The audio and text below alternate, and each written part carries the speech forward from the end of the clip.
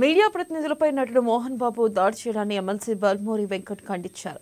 ఇక మోహన్ బాబు దగ్గర సమాధానం లేకపోతే సైలెంట్ గా వెళ్ళిపోవాలి, అంతేగాని ఇలా దాడి చేయడం కరెక్ట్ కాదని చెప్పారు.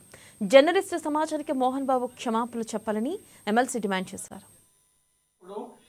సినీ నటుడు మోహన్ బాబు గారు జర్నలిస్ట్ రంజిత్ పైన చేసిన దాడిని తీవ్రంగా ఖండిస్తున్నాను.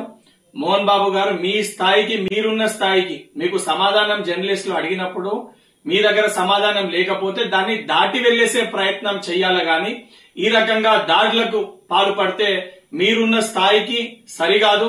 అండ్ చట్టం కూడా ఈ విషయంలో తన పను తాను చేసుకోబోతుంది.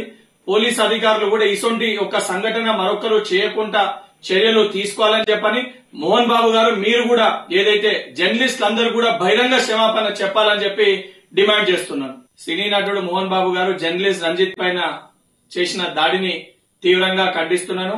మోహన్ బాబు గారు మీ స్థాయికి, మీరున్న స్థాయికి మీకు సమాధానం జర్నలిస్టులు అడిగినప్పుడు మీ దగ్గర సమాధానం లేకపోతే దాన్ని దాటి వెళ్లేసే ప్రయత్నం చెయ్యాలి గాని ఈ రకంగా దాడులకు పాల్పడితే మీరున్న స్థాయికి సరికాదు.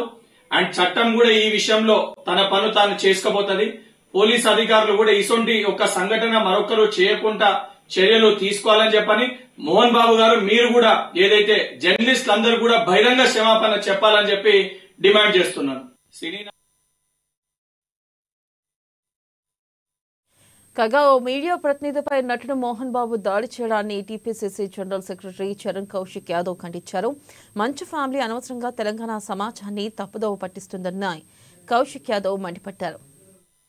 క్రైమ్ రిపోర్టర్ రంజిత్ పై దాడిని కాంగ్రెస్ పార్టీగా తీవ్రంగా ఖండిస్తా ఉన్నాం. ప్రధానంగా తెలుగు రాష్ట్రాల్లో ఫెమిలియర్ పర్సన్ అయినటువంటి మంచు మోహన్ బాబు గారు, అదేవిధంగా మంచు మనోజ్ గారు, మంచు విష్ణు గారు, మంచు లక్ష్మి గారు సమాజాన్ని చైతన్యపరుస్తాం, సమాజంలో మార్పు కోసం మేము సినిమాల్లో రాణిస్తున్నామని చెప్పే మంచు కుటుంబం ఏకంగా ఫోర్త్ ఎస్టేట్ అయినటువంటి జర్నలిస్టు రంజిత్ పై దాడి అంటే ఈ సమాజం మీద దాడిగానే భావించాల్సిన అవసరం ఉంది. తెలంగాణ సమాజాన్ని మంచు ఫ్యామిలీ గందరగోళం క్రియేట్ చేసే ప్రయత్నం జరుగుతా ఉంది.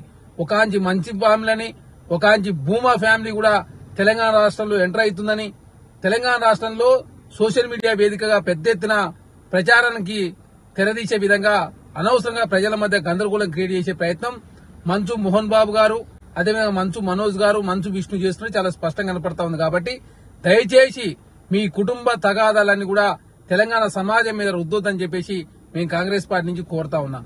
అదే కాకుండా మంచు ఫ్యామిలీ అయినా, భూమా ఫ్యామిలీ అయినా మీకేమన్నా విభేదాలుంటే ఇంట్లో కూర్చొని